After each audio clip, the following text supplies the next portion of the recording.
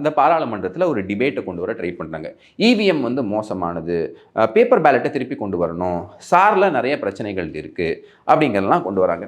அப்போ இதெல்லாம் பண்ணும்போது என்ன பண்ணுறாங்கன்னா, திரு ராகுல் காந்தி அவர்கள் உங்களுக்கு எல்லாருக்கும் தெரியும், அவர் ஜெர்மனி போகிறாரா, பிரிட்டன் போகிறாரா, இட்டாலி போகிறாரான்னு நமக்கு தெரியல. அதுவும் பாராளுமன்றம் இங்கே நடந்துகிட்டு இருக்கும்போது அங்கே என்னையா சுற்றிக்கிட்டு இருக்கேன்னு கேள்வி கேட்டால், ஏன் பிரதமர் போலையா? பிரதமர் போகிறது அஃபிஷியல் ட்ரிப்பு, நீங்கள் எங்கேயா சுற்றிக்கிட்டு இருக்கீங்க அப்படிங்கிற கேள்வி எழுப்புனா அதெல்லாம் கூடாது. அவர் போனால் நானும் போவேன் அப்படிங்கிற மாதிரி அவர் பேசிக்கிட்டு இருக்காரு. இதில் நிறைய விஷயங்கள்லாம் ட்ரை பண்ணாங்க அமித்ஷாவுக்கு அகேன்ஸ்டாக. என்ன அப்படின்னு பார்த்தீங்கன்னா, அவர் பேசும்போது இந்த சவுண்டு விடுறது.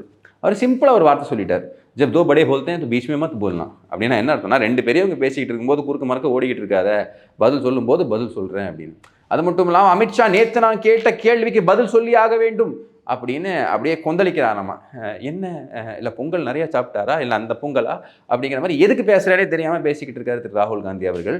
அதுக்கு சிம்பிளாக திரு அமித்ஷா அவர்கள் ஒரு பதில் சொன்னார், சிம்பிள் பட் பவர்ஃபுல்.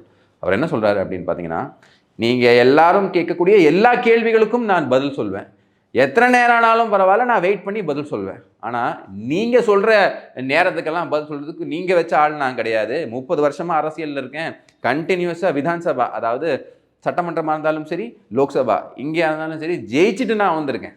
புரியுதுங்களா? எனக்கு எந்த பேக்கியும் கிடையாது. நான் ஜெயிச்சு 30 வருஷமாக அரசியல் இருக்கேன், என்ன விதி இருக்கோ அந்த விதியின்படி நான் பதில் அளிப்பேன் அப்படிங்கிற விஷயத்த அவர் சொல்கிறார். ஸோ இந்த அளவுக்கு ரொம்ப தீவிரமான டிபேட்ஸ் எல்லாம் அங்கே நடந்துகிட்டு இருக்கு. அப்போ ஒரு ஸ்டேட்மெண்ட் சொல்கிறாரு பாருங்க, இதெல்லாம் இளைஞர்கள் புரிஞ்சுக்கணும். கொள்கையில் நேர்மை, நம்புற கொள்கையில் நம்பிக்கை இருந்தால் நீ எவனாக இருந்தாலும் கவலைப்பட தேவையில்லை, அது எவ்வளோ பெரிய கொம்பனாக இருந்தாலும் எதிர்த்து நம்ம அரசியல் செய்யலாம். அதுக்கு சிறந்த உதாரணம் இவர் என்ன சொல்கிறாருன்னா, எனக்கு 10 வயசு இருக்கும்போது, அமித்ஷா அவர்கள் சொல்கிறார், எனக்கு 10 வயசு இருக்கும்போது அசாமில் போய் நின்றுட்டு அசாம்கி கலியா சுனி ஹே, இந்திரா காந்தி கூனி ஹே அப்படின்னு கத்திருக்கேன். என்ன அர்த்தம்னா, அசாமோட வீதிகள் கேட்டிருக்கு, இந்திரா காந்தி ஒரு கொலைகாரி அப்படின்னு சொன்னவன்னா. புரியுதுங்களா? எனக்கெல்லாம் உங்களை பார்த்து எந்த விதமான பயமும் கிடையாது அப்படின்னு அவர் ஓப்பனாக சொல்கிறார்.